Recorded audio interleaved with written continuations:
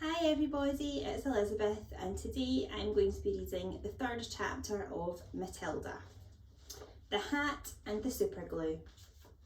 The following morning, just before the father left for his beastly second-hand garage, Matilda slipped into the cloakroom and got hold of the hat he wore each day to work.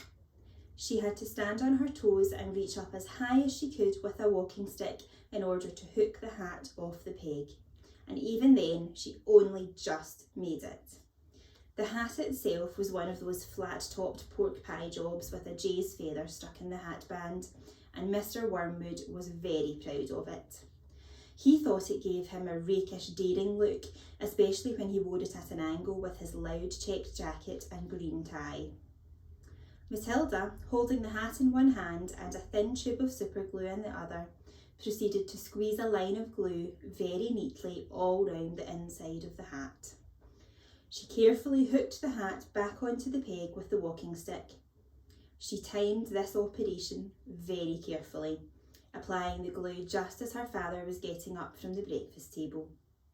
Mr. Wormwood didn't notice anything when he put the hat on, but when he arrived at the garage he couldn't get it off. Superglue is very powerful stuff. So powerful it will take your skin off if you pull too hard. Mr. Wormwood didn't want to be scalped, so he had to keep the hat on his head the whole day long, even when putting sawdust in the gearboxes and fiddling the mileages of cars with his electric drill. In an effort to save face, he adopted a casual attitude, hoping that his staff would think that he actually meant to keep his hat on all day long just for the heck of it, like the gangsters do in films. When he got home that evening, he still couldn't get the hat off. "Don't be silly," his wife said. "Come here, I'll take it off for you."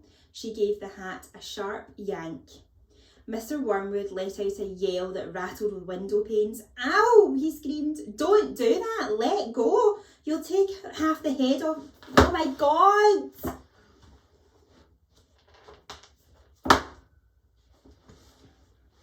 When he got home that evening, he still couldn't take the hat off. "Don't be silly," his wife said. "Come here, I'll take it off for you." She gave the hat a sharp yank. Mr. Wormwood let out a yell that rattled the window panes. "Ow!" he screamed. "Don't do that, let go. You'll take half the skin off my forehead." Matilda, nestling in her usual chair, was watching this performance over the rim of her book with some interest. "What's the matter, Daddy?" she said. "Has your head suddenly swollen or something?" The father glared at his daughter with deep suspicion, but said nothing. How could he? Mrs. Wormwood said to him, "It must be superglue. It couldn't be anything else. That'll teach you to go playing around with nasty stuff like that. I expect you were trying to stick another feather in your hat."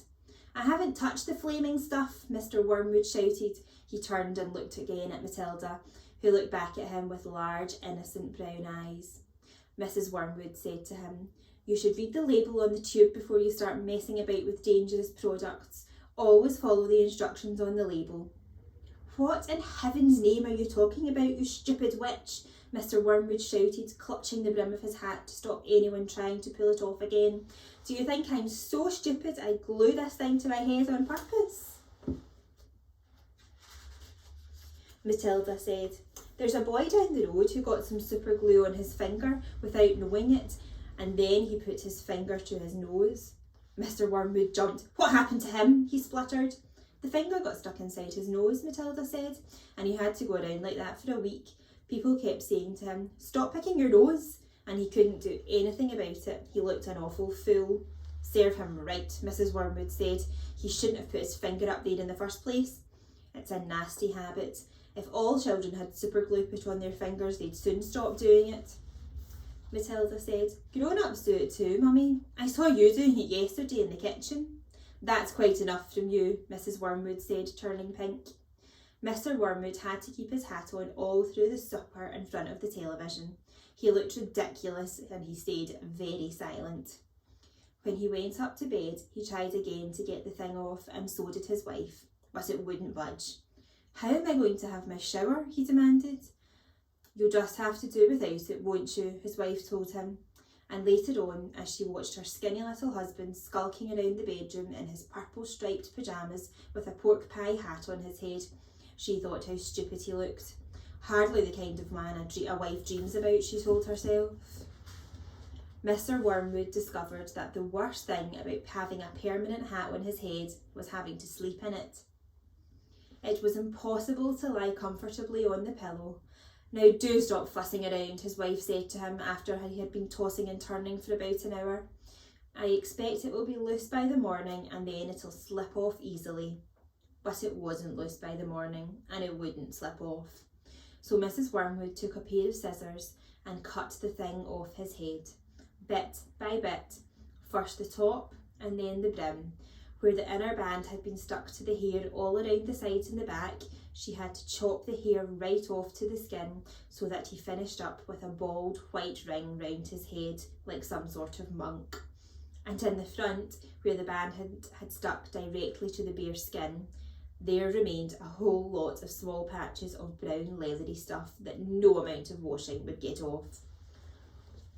At breakfast, Matilda said to him, "You must try to get those bits off your forehead, Daddy. It looks as though you've got little brown insects crawling all over you. People will think you've got lice." "Be quiet," the father snapped. "Just keep your nasty mouth shut, will you?"